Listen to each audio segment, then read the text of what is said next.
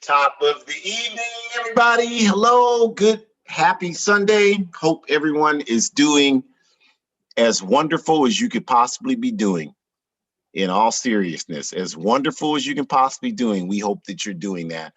And we hope that that means your highest level of mental, physical, and spiritual health is being maintained, you all, at all times. And we are so thankful that you have made the decision to join us, hopefully for this next hour, when we talk about this critical topic of the manipulation of Malcolm X's assassination. So thank you all sincerely for joining us. We, as always, want to start by giving sincere honor, praise, and respect to the indigenous people of the Western Hemisphere, the indigenous people of the Western Hemisphere. And when we say that, we're talking about the real caretakers of these lands from Alaska down to Chile, meaning the indigenous people, American Indians, Chicanos, Mexicanos, however they choose to identify themselves. They are the rightful caretakers of this land, and they are fighting for their land back, you all. This land belongs to them, and they have every right to it. And we stand in 100% solidarity with them achieving their self-determination and their lands back. And along with that, of course, we give honor and respect to our African ancestors who are the very reason that we breathe and exist today. They were the ones who endured the master slave whip. They're the ones who endured the oppression against us, fought vigorously for our self-determination and for our dignity, and we honor them from the eastern shores of the Indian Ocean in Africa all the way out to the western shores of the Pacific Ocean of the Western Hemisphere. Our people have fought for us over the last 528 years. And I don't know about you, but I'm honored to be the product of that proud legacy.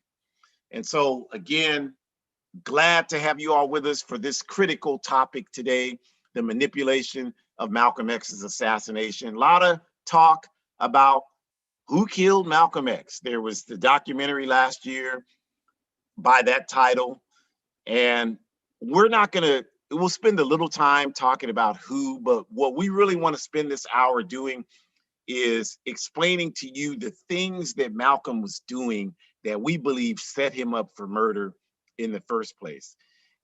We don't, there's a plethora of evidence that the US government was behind it. And we'll talk about that, the role of people in the Nation of Islam in carrying out that, because you cannot sweep that under the rug, because if we don't learn from that, then we'll make the same errors again. And I understand, supporters of Minister Farrakhan and people, they don't want to talk about it, but that's not prudent. That's not a good strategy in terms of us understanding how to prevent ourselves from making the same critical errors again. So we will talk about it. If you've come here before, we are not ever shying away from truth. Our focus is not to say things that won't offend people. Our focus is to say things that need to be said that make us stronger in our fight for justice. So we're glad you're joining us today, and we'll just go through our quick introductions, and we will talk a moment about our topic. So I'm a Jammu, longtime organizer for the All African People's Revolutionary Party. I've done work for the party on 3 continents, primarily in Africa, but some in Europe, some in the Caribbean, and some here in the United Snakes of America. Joining me, I have my amazing and outstanding daughter, Shakura, who grew up in the All African People's Revolutionary Party's Young Pioneer Institute and has, as a result, been in this organization her entire life. And she is doing her work, her activist work, where she is very positive work, very essential work, extremely proud of her. She and I do this every week. We've done it for pretty much a year now. We don't make dance videos together. We don't make videos cussing each other out. If we did, a lot of y'all would be making that viral. But instead, we do political education every week, and we make contributions towards organizing our people for justice. So make that viral. And then going back to All African People's Revolutionary Party, our work is focused around achieving Pan-Africanism. Pan-Africanism, which we define as one unified socialist Africa, one unified socialist Africa. And as Kwame Nkrumah, our founder, stated in his classic book, Class Struggle in Africa, until Africa is free, no Black person anywhere on earth will be free. And we believe that 100%.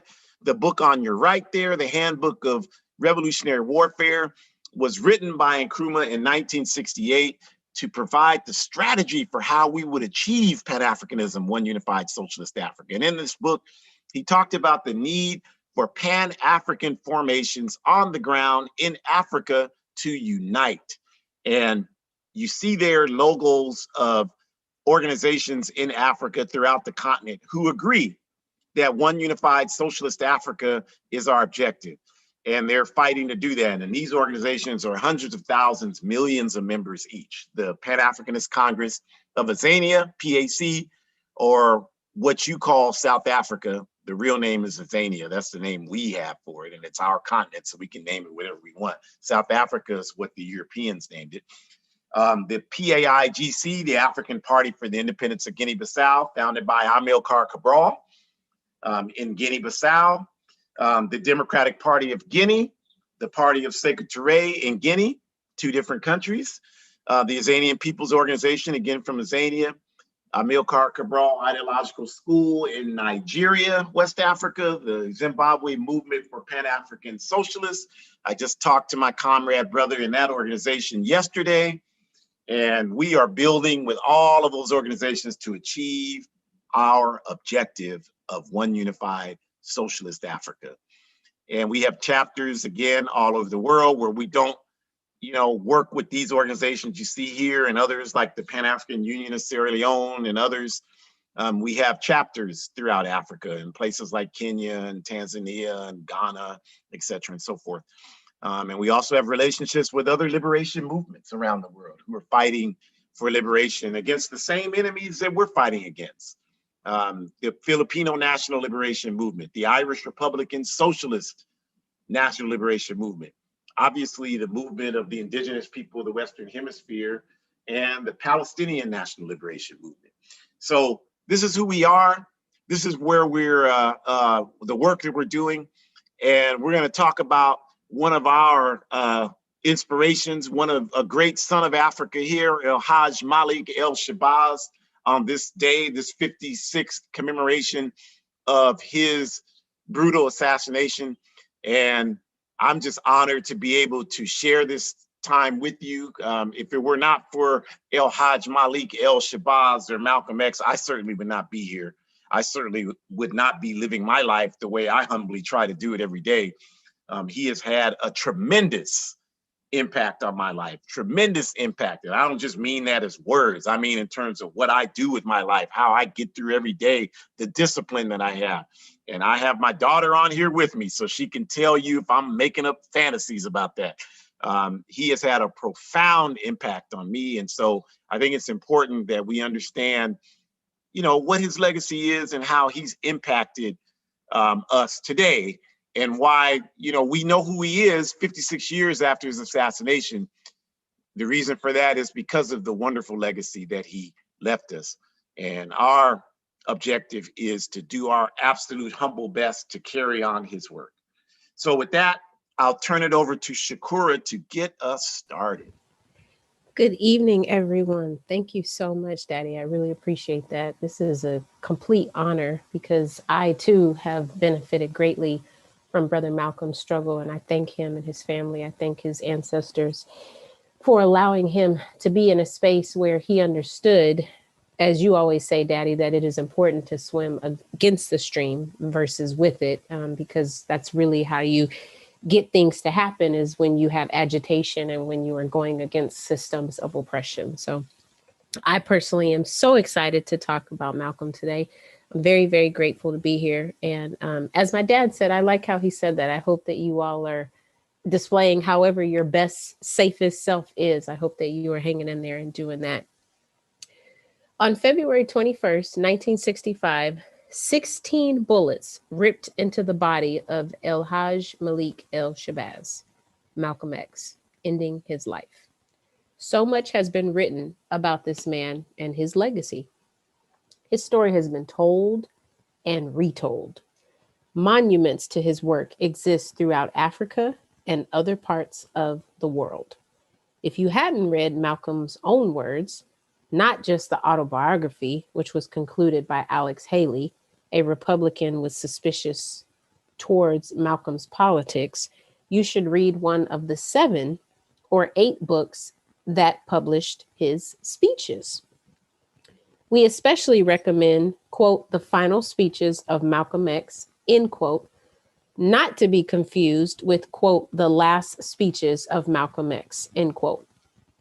So we are encouraging you to find the final speeches book, because that was the book actually published the last 11 speeches of Malcolm's life before his assassination. The chronology is critical because those last speeches provide clear insight into where Malcolm's life and politics were headed, which does a lot to confirm the reasons why he was assassinated in the first place.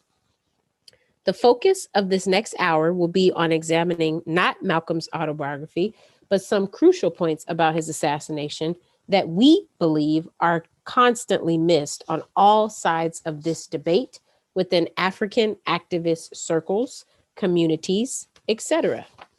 Next slide, please. To make this argument that we will make today, it is necessary to discuss some objective facts about Malcolm's assassination. Yes, people within the Nation of Islam, Malcolm's former organization, did carry out his assassination. Yes, their efforts to silence our brother were facilitated and orchestrated by the US government, specifically the Federal Bureau of Investigation. Yes, Minister Louis Farrakhan, Muhammad Ali, and many others within the Nation of Islam have vacillated, gone back and forth, and said things all over the spectrum about Malcolm. Yes, Malcolm's funeral was underwritten by Sidney Poitier and his then wife, Juanita, and Dr. Betty Shabazz's, Malcolm's widow, lived with the Poitiers for a time after the assassination. And yes, African revolutionaries in Africa had warned Malcolm while he was in Africa about their intercepted intelligence communications about plans within the US intelligence circles to assassinate Malcolm. Thank you. Thank you, Shakura. Thank you very much for that foundation. And so now, what we're going to spend the remaining time we have with you today, you all, we're going to talk about the work that Malcolm was engaged in that we believe marked him for murder. Why it happened. What exactly was he doing? And these are things that are not covered in the autobiography. They were not covered in Spike Lee's movie in 1992 with Denzel Washington. They were not discussed at all in that movie. They were not discussed in Rahman Muhammad's Who Killed Malcolm X documentary that a lot of you have looked at last year. They weren't even broached. They weren't even expressed in any of those works. So that's why we think it's so important, because if you look at, if aliens landed on Earth and watched Spike Lee's movie or the documentary, the best you could come away from that with is that, well, he got into this conflict with these people in the Nation of Islam and they shot him and killed him. That's the best you can come away with. I mean, the Spike Lee movie was insanely terrible in the sense that the only reference they made in that movie to the US government having an eye on Malcolm X is they show you the scene where he is in Kemet or Egypt, and he's talking to some local people there, trying to get them to guide him to go see the pyramids. And if you look at the movie again, that's the scene where they show you the CIA people, supposedly, allegedly, you know, that's who they're portrayed to be, watching him, taking pictures of doing that. So if you just watch that film and that's all you know, then the inference is that, oh, okay, well, they're watching them because he wanted to go see the pyramids, which makes absolutely no sense whatsoever. And the reason why it's important to say that is because, you know, we get angry when people say we don't read, but we don't read this comprehensive history. I know that I would be willing to bet that 90% of the people listening right now have not seen the final speeches of Malcolm X. And I'm not throwing shade at you, but that's just a fact. Since we don't study the contributions of people like Malcolm, coming from Malcolm, but we watch these movies and these documentaries, then the dominant source of knowledge that we have about Malcolm is coming from these secondary sources and not the primary sources. So that's the equivalent of your neighbor, somebody coming to your neighbor to ask them about you, and your neighbor saying all kind of things. Maybe 20% of what they say is true. The other 80% is insane and totally untrue. And then that person leaving that and thinking they have a pretty clear analysis of you and your life, you would never accept that. You would never say, okay, well, that's valid. I think that's a valid method of research. So we can't accept that the fact that we allow secondary sources to fuel our understanding of our soldiers for justice. So that's why we are happy you're here, but we also, you know, have to agitate a little and say, you know, we got to do a lot better about doing the necessary work to understand our history and what's happened. We have to do a lot better than we've done. So if we look at some of these pictures here, we can give an analysis starting with that. So the picture on the top left is a meeting that happened in 1960 in Harlem, New York, with Malcolm and Cuban revolutionary leader Fidel Castro. And what happened, if you don't know the history quickly, is what happened is the Cuban Revolution was successful, and the Cuban delegation came to the United Nations to participate in the United Nations General Council meeting in 1960. Now, if you didn't know, the United Nations is located in New York City, here in the United States of America. But because it's the United Nations, it's supposed to be separate territory. It's supposed to be independent territory. It's supposed to be objective. And it's supposed to be that because their stated purpose behind it is that it's a place where everybody in the world can come and participate, supposedly to work through the problems in the world that nations have. But clearly the United Nations from its inception in the 1940s has been nothing but a tool of imperialism by the capitalist powers led by the United States of America. So the United States has always used its leverage of having United Nations headquarters on its territory to decide who had access to it. Even though they're not supposed to do that, that's what they always do. So when the Cuban delegation led by Fidel Castro came to New York in 1960 to participate in the United Nations General Assembly, they were refused access to the grounds and to their hotel. And so, you know, the one thing about Fidel Castro that people in this country don't understand is he spent from the early 1950s until his death in 2016, and the Cuban Revolution is still doing it. It'll continue to do it. Outthinking, outworking, and completely outdoing anything of any of the 8 or 9 U.S.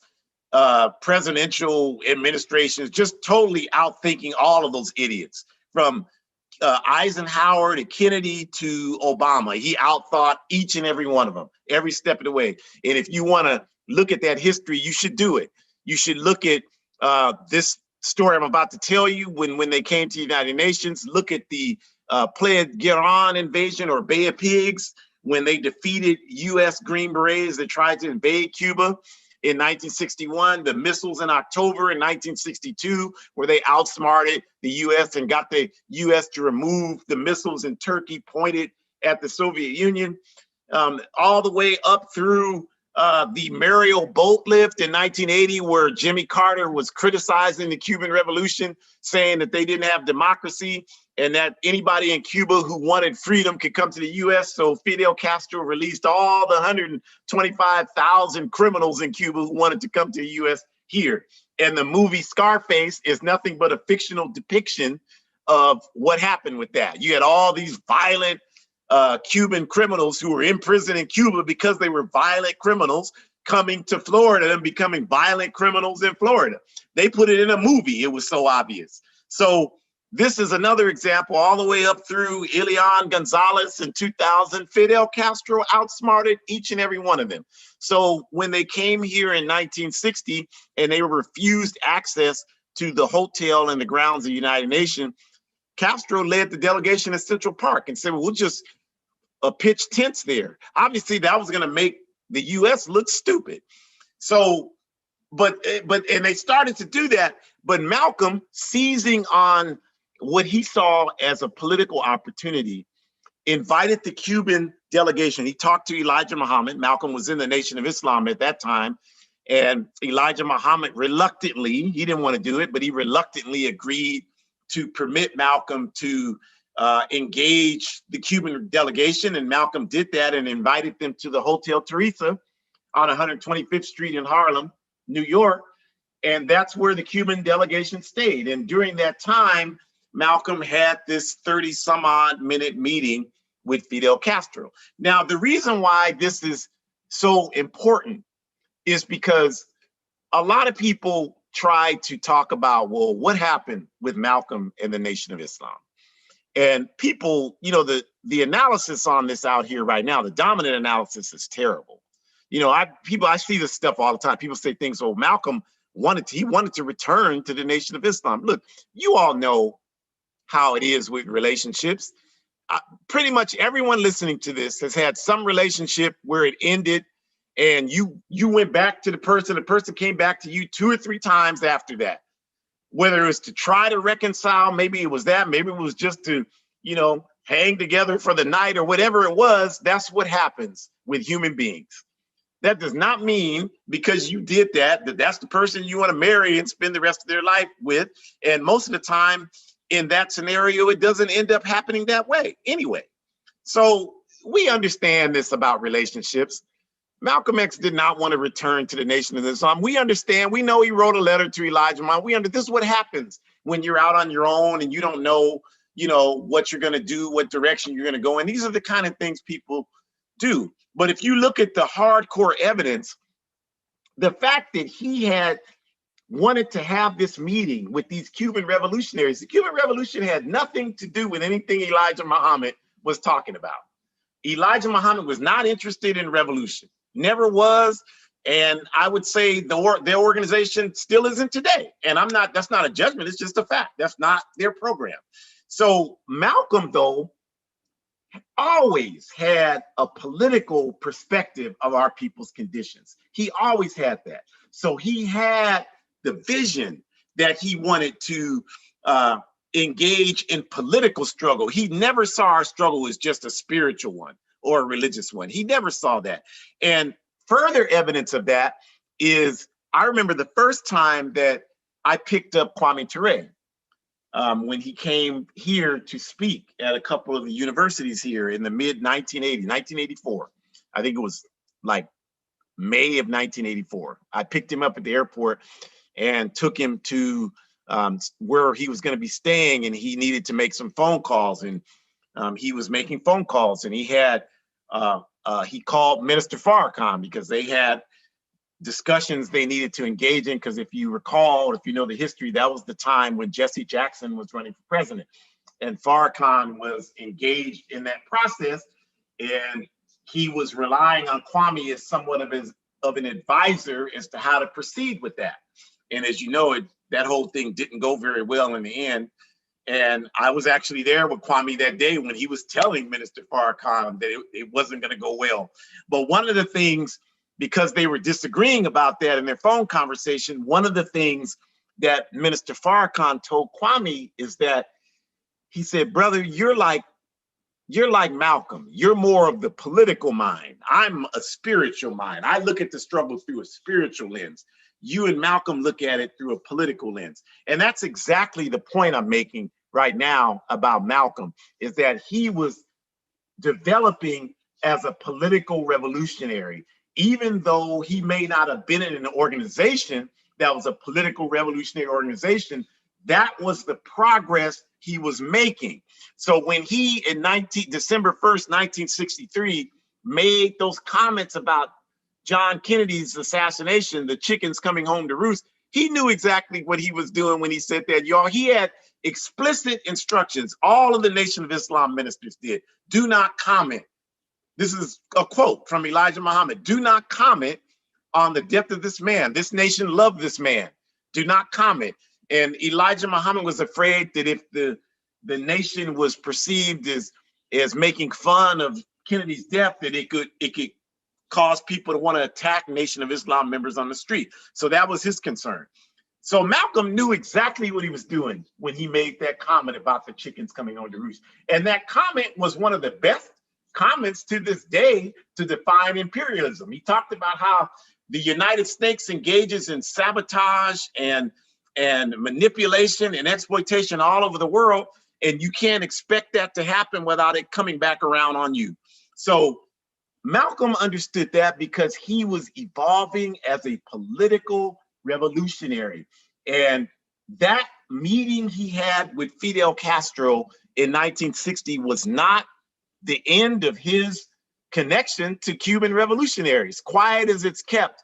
And what I'm telling you right now, I've been able to research by looking at Malcolm's diary, by looking at Kwame Nkrumah, who's in the picture with Fidel Castro on the right, and in the picture with Malcolm X on the bottom left. Kwame Nkrumah's letters from Conakry, looking at some of the writings that have come out of the Cuban Revolution since that time. And so from those, what we've been able to ascertain is that Malcolm maintained relationship with the Cuban revolutionaries.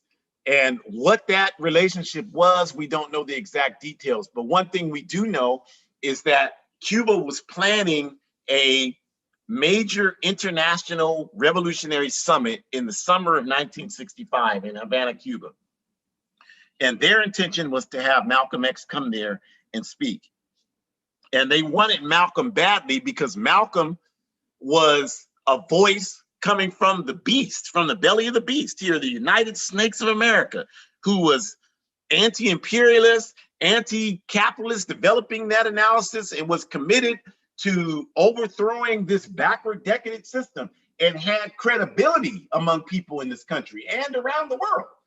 And the Cubans recognize this. They've always been very good at recognizing the quality of work that's going on, even if the work that was being engaged in was not consistent with their own ideology. The Cubans have never cared about that. They've always only been concerned about linking up with people who were doing genuine work. So that's why it's not hard to understand why Fidel Castro, developing Marxist-Leninist revolutionary, would meet with Malcolm X, who was a member of the Nation of Islam, a religious organization. And it's also not hard to understand why Malcolm X would meet with Fidel Castro. And those ties were bound, and they were created to create this relationship that Malcolm unfortunately was not able to live long enough to fulfill and carry out. But they wanted to form a worldwide network of revolutionaries. Kwame Nkrumah, Sekou Touré, Patrice Lumumba, Malcolm X, Che Guevara, Fidel Castro, Wen Al-Thak, or who you call Ho Chi Minh. These folks were communicating with each other, you all, and they were trying to build a worldwide network of revolutionaries that were going to be anti-imperialists in their nature. This is what was going on. And again, all you have to do is look at the things that Nkrumah talked about, that Malcolm talked about, that Fidel Castro talked about. Fidel Castro talks about it in his book, In Defense of Socialism. Sekou Touré talks about it. All of this was happening during that time in the early 1960s. Then at the same time that Malcolm was building with the Cuban revolutionaries, he was doing his greatest work, which was his revolutionary Pan-African work. And again, this is something that was not even mentioned in Spike Lee's movie, not even mentioned in the documentary Who Killed Malcolm X, not even really discussed. And so as a result, most of us don't even understand any element of that. But what we can tell you about it is this picture on the bottom left, Malcolm and Kwame Nkrumah in 1960 in Harlem, African Liberation Day. And those bonds were being built, you all. And in 1964, most of you, you may not know that much about Kwame Nkrumah, but one thing we can tell you is that when Ghana became independent in March 6, 1957, Nkrumah, on the independence speech that night, called for Africans everywhere on earth to come to Ghana and help make Ghana the base for the Pan-African Revolution. And a lot of people heeded his call from that speech. A lot of people, even if you don't know that much about Nkrumah, a lot of people did respond to that. Maya Angelou, the poet, she went and lived in Accra, Ghana for 5 years in response to Nkrumah's call. W.B. Du Bois, one of the co-founders of the NAACP, and his wife, Shirley Graham Du Bois, they went to Ghana and became advisors to Nkrumah. George Patmore, the great Pan-African revolutionary who was Joseph Stalin's political secretary, came to Ghana and became an advisor to Nkrumah. All of these folks came there and did that. Louis Armstrong, the trumpeter, went there. And Malcolm X went to Ghana and met with Nkrumah. And we don't know exactly what happened in those meetings, but here's what we do know, is that when Malcolm went to Ghana, he went a couple of times and met with Nkrumah. Nkrumah supplied Malcolm with a driver. He gave him a military escort. He treated him like a diplomat, which at that time, you have to understand, U.S. imperialism, like it is today, was the dominant force.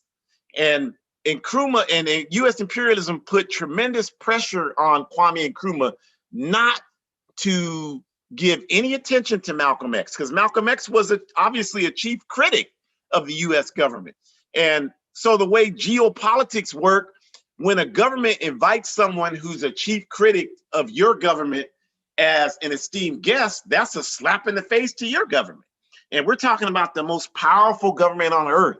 So this is what Nkrumah did. This is what Secretary did. Secretary gave Malcolm X an armed guard in Guinea and a chef to be with him for the time that he was in Guinea. Secretary in the picture on the bottom right with Comrade Fidel Castro. That's what he did. These were slaps in the face to U.S. imperialism. And that's how they took it.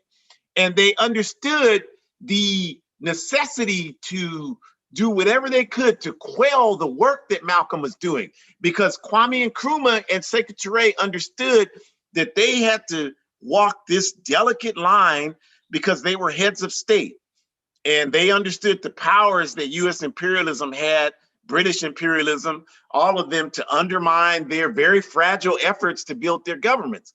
But Malcolm X, as a private citizen, quote unquote, was not restricted by any of these things. So he could do whatever he wanted. So the analysis that we're presenting to you today is that their discussions with Malcolm were designed to encourage Malcolm to continue to have a revolutionary Pan-African voice and say some of the things that maybe they couldn't necessarily say at the time. And Malcolm certainly did that.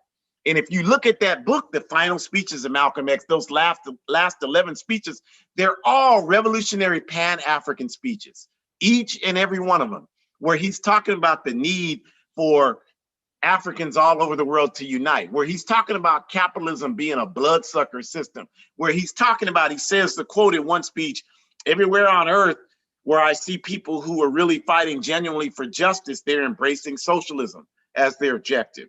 So Malcolm was doing that. Now, they couldn't publicize that, but if you do the research, it's not very difficult to understand that. Kwame Nkrumah basically says it in his letters from Conakry, Guinea, when he was in Guinea from 68 to 72 until his physical transition. He talks about his dialogue with Malcolm and how he connected Malcolm with Che Guevara, because Che Guevara had come to Ghana and spent time with Kwame Nkrumah, spent 2 weeks there with him. And so all of this was happening behind the scenes to us because we don't study history. But the Central Intelligence Agency, CIA, or criminals in action, as we call them, and all of the bourgeois U.S. intelligence agencies, they were fully aware of this. And they understood that they needed to make it a priority to do something to stop Malcolm X. They had to do that because they could not have a scenario where all the people around the world were listening to this man who was from this country deriding and criticizing his country. Because you have to understand that even to this day, this is true, but certainly in 1964, the vision of the U.S. around the world was that it was the citadel of freedom and democracy. The U.S. Information Agency and all of the U.S. propaganda mechanisms worked overtime to present that message. And that's why, like, if you come from an immigrant family, that's what they'll tell you. Oh, I came here because it's the citadel of freedom and democracy, because that's the messages they heard when they were trying to get here. And so they could not have somebody with the prestige of Malcolm X going around the world combating that message. And that's exactly what Malcolm did. Because if you read, again, study you all, if you read John Lewis's autobiography, and you don't have to be a fan of John Lewis. I'm not a fan of John Lewis, but I read his autobiography because I want to be educated about this history. And if you read his autobiography, John Lewis talked about when Secretary invited the Student Nonviolent Coordinating Committee to Guinea. John Lewis talked about how everywhere they went, from somebody who was selling food on the side of the road to the diplomats they met throughout Africa, everybody asked them, as soon as they found out they were an activist group, an African activist group from the United States, everybody wanted to know, what is your position in relationship to Malcolm X? That's not me saying that. That's what John Lewis wrote. Moderate John Lewis. That's what he wrote in his autobiography. What is your position in relationship to Malcolm X? And what John Lewis wrote is people were asking them that because if they had said, well, we don't support Malcolm X, then the people didn't want to have anything else to do with them. So they had to, just, oh yeah, Malcolm X is a great leader, even though, at that time, John Lewis was not so much a supporter of Malcolm X. He was, John Lewis was a disciple of Reverend Dr. Martin Luther King Jr. But I'm telling you this so that you can understand the heavy weight that Malcolm's work was creating all around the world, not just in this country, but all around the world. And I'm wanting you to understand that work was not just Malcolm as an individual. Malcolm didn't have a job. So how was he able to travel? You got to ask yourself these questions, right? How was he able? He had no job, no income. The Nation of Islam he had left the Nation of Islam. So they weren't paying him. His sister, Ella Collins, paid for some of it, but she could not have afforded with an everyday slave job that she had to all of Malcolm's trade. You got to think about this. So this was a network of revolutionaries that were supporting this work, you all. That's what we're saying to you today, that this is what was happening. And it's no accident that all these people here you see and people you don't see were viciously sabotaged by U.S. imperialism. If they were not out and out murdered, like Malcolm was, like Patrice Lumumba was, like Che Guevara was, then they were victimized by relentless sabotage, like the Cuban Revolution was, and like the Democratic Party of Guinea and Guinea was under Secretary. So this is what happened.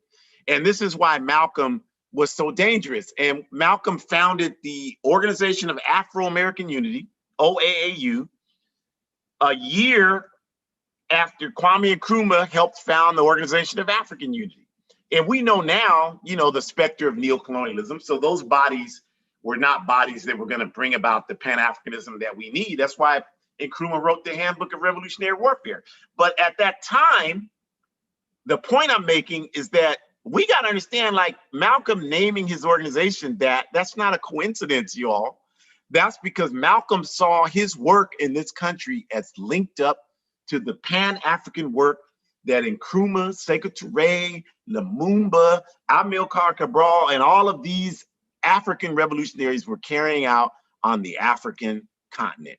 And the forces of reaction in this country knew that they could never allow that to happen. They knew that. So this worldwide network was taking place, and Malcolm was operating smack dab in the middle of it, you all. He was smack dab in the middle of it. And this is why it became so dangerous for him in those last 11 months. So, what exactly, Malcolm's going around, like, what was the result of his influence? Like, how did his work manifest itself? Like, what exactly happened? So, if you look at, you talk about this worldwide network of revolutionary Pan-Africanists and other revolutionaries, and Malcolm being, a really clear voice within that network and coming from the belly of the beast, look at the impact that Malcolm had. This is the stuff that this government was looking at regarding Malcolm X. And if most of you don't know about it because all you did was watch these movies and documentaries, and they don't have anything about any of this in there because they're not trying to talk about Malcolm's revolutionary work. They have other agendas that really seem to have nothing to do with our people's liberation and forward progress. So this picture on the top here, you see Malcolm speaking to the Student Nonviolent Coordinating Committee in Selma, Alabama on February 12th, 1965, just less than 2 weeks before Malcolm was assassinated. And this was the speech where Malcolm reiterated his famous house slave, field slave analysis. But what's important to understand about this is that Malcolm had a debate with Bayard Rustin at Howard University in 1961 that SNCC sponsored, the Student Nonviolent Coordinating Committee. And SNCC was even though SNCC was founded in the, religious Christian minister Martin Luther King civil rights movement, SNCC was profoundly impacted by Malcolm's African nationalism. And members of SNCC maintained relationships with Malcolm. Malcolm writes in his diary, if you read it, it's there, that he was in an ice cream shop and he ran into a young Kwame Ture, Stokely Carmichael, who was a student of Howard and one of the people who organized that debate with Bayard Rustin. And they talked about how they should continue to build their relationships. And they did that. And so this speech here, contrary to that backward reactionary Ava DuVernay or whatever her name is, Selma movie, I'm sorry, I don't, French names. I was born with a French name and I gave it back to him because I'm not French. So if you see that as disrespectful, I'm not disrespecting her for her name. I'm disrespecting her for that hit job movie she did on our movement. And in that movie, she had the scene where the Malcolm X character drives up there and the Coretta Scott King character berates the Malcolm X. That never happened, you all. That never happened. And they make it seem in the movie that the event was a Southern Christian Leadership Conference event, which was not true. It was a SNCC event. SNCC invited Malcolm there. Martin Luther King was in jail. You know the story, the Edmund Pettus Bridge, Martin Luther King was in jail. So they invited Malcolm there because they wanted to infuse the movement with African nationalism, with militancy. That's what they wanted to do. And they knew the right person to do it was El Hajj Malik El Shabazz. So they invited him there and he spoke to him and he inflamed that SNCC organization. And you cannot tell me that the next year when SNCC advanced away from Martin Luther King and SCLC's Freedom Now slogan to Black Power, that was not firmly influenced by Malcolm X. No question about that. In the Eyes on the Prize series, Kwame Ture and Cleveland Stellars tell you as much. Two of the primary SNCC organizers and the SNCC board, when Kwame defeated John Lewis as chairperson of SNCC, they brought in a militant SNCC board, people like Kwame and Cleve Sellers, his son, that what's his name? Bakari Sellers is on CNN, a disgrace. to the memory of SNCC and in the work his dad did, but that's a different discussion. But those folks, Ruby Doris Robinson, may she rest in power, Mukasa Dada, all of the militant Pan-African elements of SNCC, they began to take SNCC in a militant direction. And this fueled the Black Power movement, which produced the Black Panther Party. Huey P. Newton, when he talked about the 10-point program of the Black Panther Party, talked about how his vision for the Black Panther Party for self-defense came from the Lowndes County Freedom Organization, which was better known as the Black Panther Party in Lowndes County, Alabama, which was a SNCC product, and how all of that, the Lowndes County Freedom Organization in Lowndes County, Alabama, and the Black Panther Party for Self-Defense in Oakland, California, all of that was influenced by El Hajj Malik El Shabazz. The Republic of New Africa, they considered Malcolm X, after his death, their theoretical foundation. The Revolutionary Action Movement, they considered Malcolm X their theoretical foundation. This, you all, the US organization, Maulana Karenga, they considered Malcolm X their theological foundation, their philosophical foundation. So all of the organizations that spearheaded the Black Power movement saw Malcolm X as their ideological father.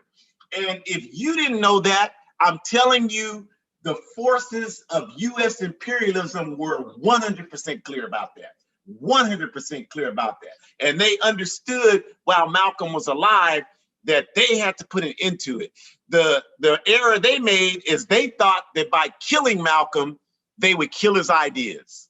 And that's because they don't understand what Huey P. Newton said when he said the power of the man's technology will never equal the spirit of the people. These people don't understand that. They think if they just have the bigger guns, they'll win. That's all they understand. But Malcolm clearly had a dominant influence. There's no organizations that came out in the late 60s, 70s, 80s, 90s, 2000s that are telling you, yeah, we were inspired by Dr. Martin Luther King. Nothing against Dr. King. I think he was a wonderful, principled man who make great contributions. I'm just trying to get you to understand why this government killed Malcolm X. That's what we're trying to do right now, because of his influence. It's not an accident that in the 80s and 90s, there was a period where you couldn't find a hip hop record that didn't have some snippet from El Hajj Malik El Shabazz on it. Public Enemy, It Takes a Nation of Millions to Hold Us Back, which is one of the best hip hop albums ever, arguably. I think it is. And the first record on that album, Bring the Noise, Too Black, Too Strong, Too Black, Too Strong. The first thing you hear on that album were Malcolm's words. So none of this is a coincidence, you all. This speaks to the impact of Malcolm X. And don't be confused because they gave him a stamp. That's because they're trying to get out in front, and because they know we don't study, they want to define for you who Malcolm X was and defang him and take the militancy out of it. So that's why we have to study. That's why that's so important. In Edgar Hoover's counterintelligence document, he talks about Malcolm X is the martyr of the Black nationalist movement today. And he talks about Malcolm being a unifying force. So they were not confused about that, you all. They knew what they were doing. They knew they had to get rid of Malcolm. So we said in the title, Malcolm's death was manipulated. So how was it manipulated? Like, what are we talking about?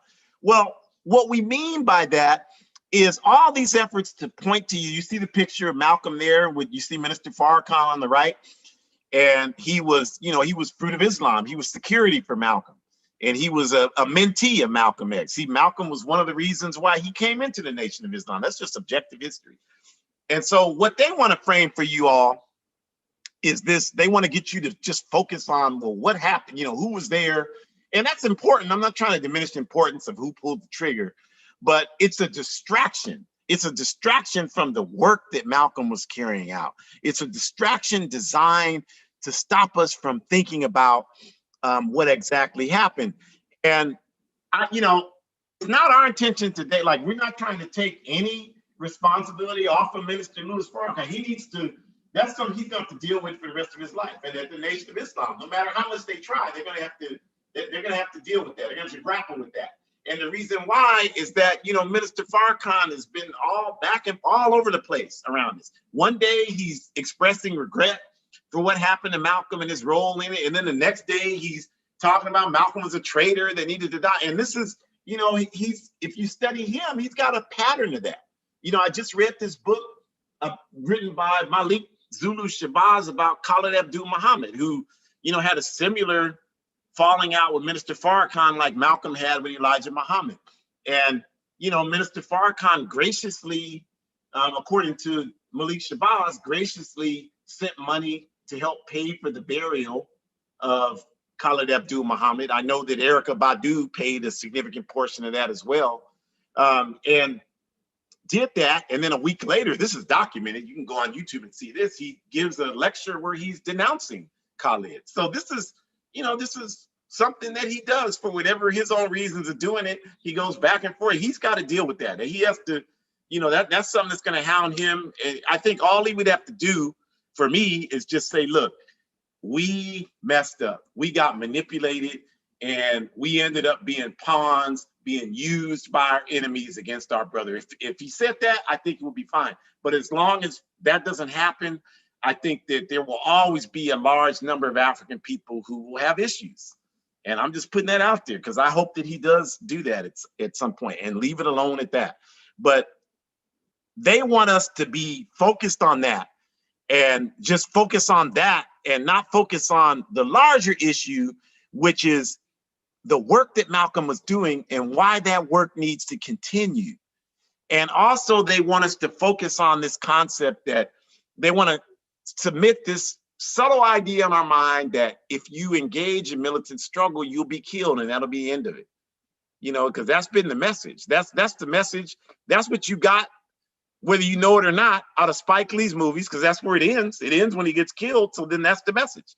That's what you got off the documentary.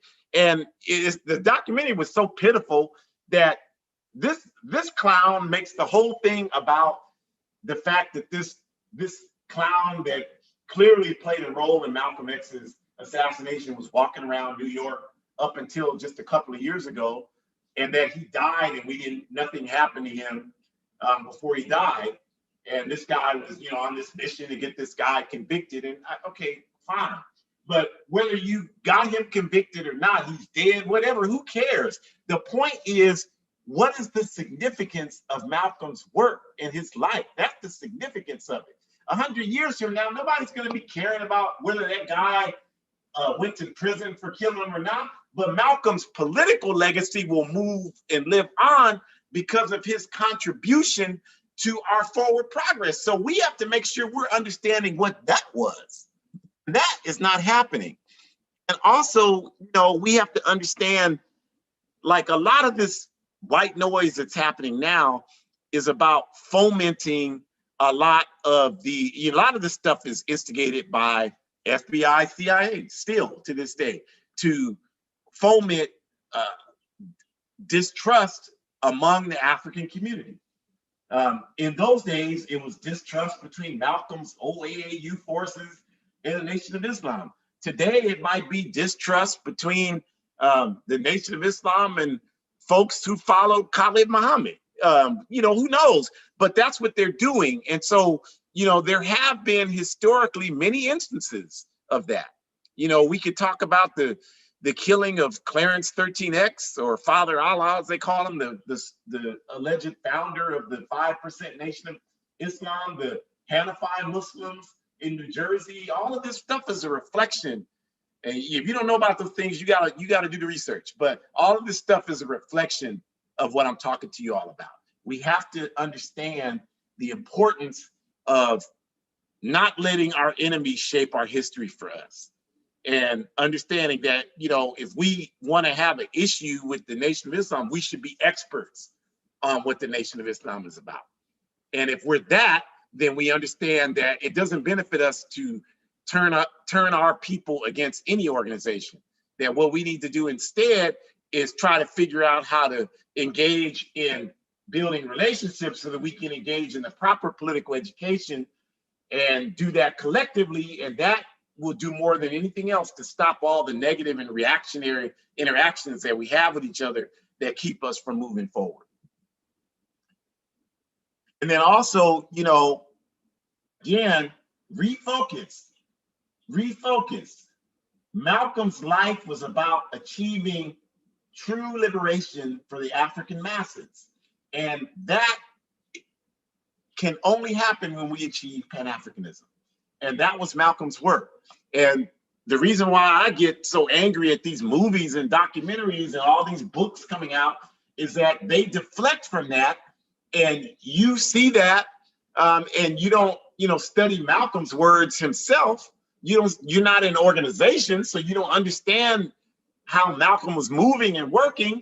Then you missed the whole point of the relevance of people like Malcolm X, which was the work that he was engaged in. Because you can't say you love somebody unless you carry on their work. That's the only way you can say, that's the only way you can demonstrate that you believe in what they were doing, is by carrying on their work. That's how you do that. So if they got him, we don't have no more leaders anymore, because that's how a lot of you talk. We don't have any more leaders anymore. You're doing exactly, you're interpreting this exactly how our enemies want you to interpret it. If you've ever uttered something like that. Our problem is we don't have any more leaders, because that's what they want you to think, that, well, they killed Malcolm, they killed Martin, they killed whoever, Patrice Lumumba, so there's nothing you can do. So just sit here and be oppressed and just live with that. Hopefully you can get a car out of the deal, maybe even a house, maybe even a fifth wheel, a camper or something.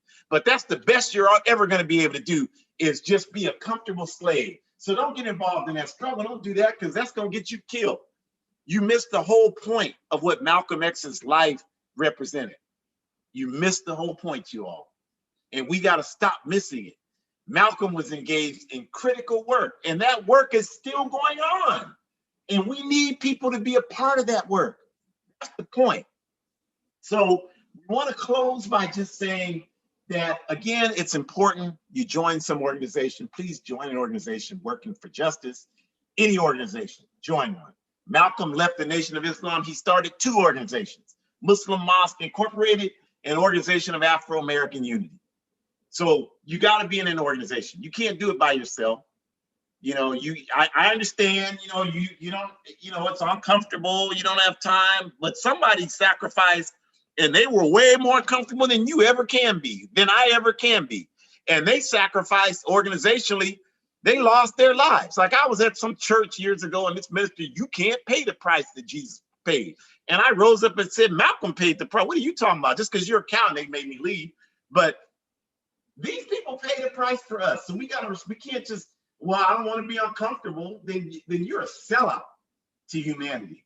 So join an organization, you all. You decide which one. We're not going to tell you which one. We just tell you got to join one. You got to stop talking about it. Shut your mouth. Like, people talk too damn much. Join an organization and stop talking about what needs to happen. Why do I want to hear you talk about it and you don't even believe enough in what you're saying to be involved in a process to make it happen? So I don't want to hear that. You don't think we can tell? We're doing work. We can tell when you just run in your mouth. Stop doing that. You look like a fool. Get in an organization and get with some people and build something. That's how you respect Malcolm. Do that. And if you want to join the All African People's Revolutionary Party, we would love for you to come to aaprp-intl.org right there on your screen and inquire, and we will follow up with you so that you can join us. And I have my site, John Malumi's Truth Challenge, abetterworld.me. You can go there. You can send me a message cussing me out. You can find out, all the work that's going on, and you can do that. And then I'm also one of the humble editors for hoodcommunist.org, outstanding site. If you have not seen it, you need to go there as soon as you get through here. Outstanding articles on the African Revolution and worldwide revolution. There's an outstanding article this week we have on African women identifying people in feminism. You should really check that out, you all. It's outstanding. And next Sunday, we're going to do, actually the title is going to be African Liberation Month, which was our Hood Communist theme, why we should have that and not Black History Month. And then I just want to also ask you to go and buy my I just completed this manifesto, a guide for organizing defense against white supremacist, patriarchal, and fascist violence. It's only $8 for a paperback copy. It's 70 pages. And what it is, you all, is it's a guide for how to organize neighborhoods on a block by block basis to empower these neighborhoods to work independently for freedom and liberation, while linking that work to our international struggle for one unified socialist Africa, or international struggle for solidarity and justice for humanity. So go do that, please. You can go on to betterworld.me to get information about how to get that book. Again, it's only $8. It talks about some really concrete methods of organizing people, how you go in neighborhoods and organize, democratic decision-making tools, how to organize work study books for study and reading. All of those things are in there, and step by step how to do it. So I think you'll really be inspired for it. So go get your copy of it today. People are buying it. As you know, we use the proceeds to finance our revolutionary work. So that's what we're going to continue to do. We hope you can join us next week, African Liberation Month, not Black History Month. APRP-intl.org, abetterworld.me, hoodcommunist.org. Go to abetterworld.me for a guide for organizing defense against white supremacist, patriarchal, and fascist violence. We are going to destroy capitalism. We're going to destroy imperialism. We're going to smash patriarchy. We're going to destroy homophobia and white supremacy. And we're going to create a world where human beings can reach their full potential and live in peace and harmony for the rest of human existence, forward ever, backwards never. Enjoy the rest of your Sunday.